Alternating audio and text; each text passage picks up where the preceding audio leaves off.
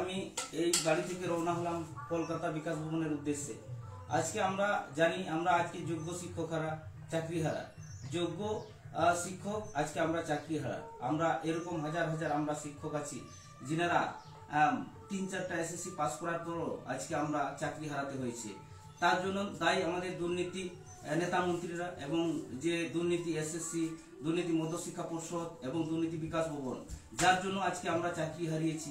এই চাকরি যাতে ফেরানোর জন্য আজকে আমি মায়ের কাছে আশীর্বাদ নিয়ে বাড়ি থেকে বেরোচ্ছি এবং সঙ্গে আমার যে শাশুড়ির নাম আছে সেগুলো নিয়ে যাচ্ছি। আজকে আপনারা জানেন দেশের জন্য, আজকে দেশকে রক্ষার জন্য আমাদের অনেক সৈনিক শহীদ হয়েছেন। ওনাদের উদ্দেশ্যে ওনারাও আত্মা কামনা করি এবং ওনাদের যাতে আমাদের দেশের জন্য ওনারা বীরের সঙ্গে লড়াই করেছেন এবং আমাদের দেশকে রক্ষা করেছেন, ওনাদের প্রতি আমাদের শ্রদ্ধা।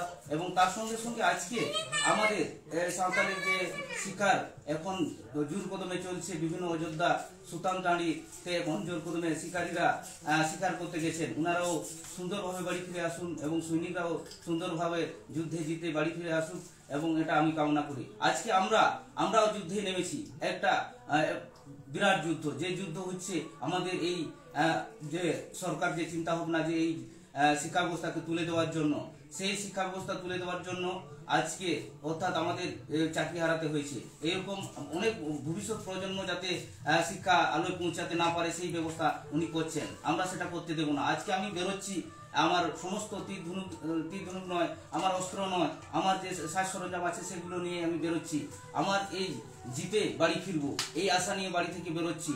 হ্যাঁ, আর সঙ্গে আমার খাওয়ার জন্য মা দিয়ে যাচ্ছেন, যাতে আমি নিয়ে যাচ্ছি, এগুলো নিয়ে আমি বাড়ি থেকে বেরোবো এবং বাড়ি থেকে বেরোর পর যাতে আমি এই যুদ্ধে অর্থাৎ এই যে আমাদের মায়ের চোখের জল সেগুলো মুছার জন্য এবং আমাদের জীবন জীবিকাকে অবরুদ্ধ করে তোলার জন্য যে চিন্তা ভাবনা সরকারের, সেগুলো আমরা সমস্ত সেগুলোকে মুছে দিয়ে আমরা যাতে জিততে পারি এবং আবার পুনরায় স্কুলে ফিরতে পারি, সেই উদ্দেশ্যে নিয়ে আমরা রওনা হচ্ছি। আজকে আমাদের যে সমস্ত যোগ্য শিক্ষকরা আছেন, আপনারা কেউ বাড়িতে বসে থাকবেন না। আজকে আমি একা যাচ্ছি, পরবর্তীকালে যদি আমাদের এই সমস্যার সমাধান সরকার না করেন, বাড়িতে সমস্ত আমার ফ্যামিলি, আমার বাচ্চা কে নিয়ে যাব এবং আমার মাকেও নিয়ে যাব, আমার স্ত্রীকেও নিয়ে যাব।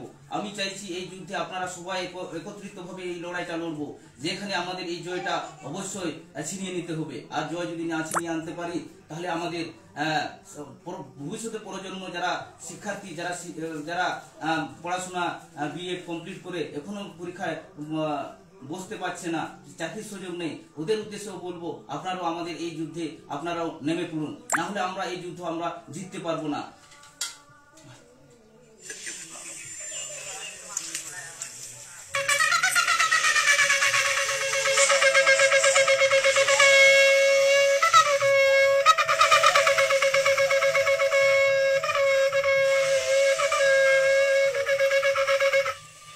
আমরা সবাই আসুন, একত্রিতভাবে আমরা যুদ্ধটা চালিয়ে যেতে পারি এবং আমরা এই যুদ্ধটা জিততে পারি।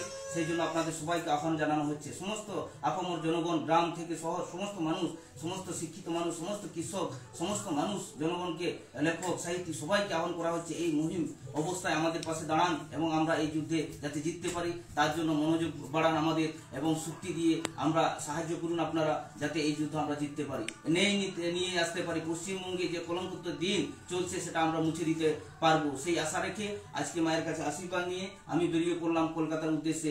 বিকাশ ভবন আজ ঘেরাও কর্মসূচি কালকে আছে, সেই হিসাবে শিক্ষা দপ্তরে ঘেরাও কর্মসূচি আছে, সেই ঘেরাও কর্মসূচিকে সাফল্য করার জন্য আমি বেরিয়ে পড়েছি।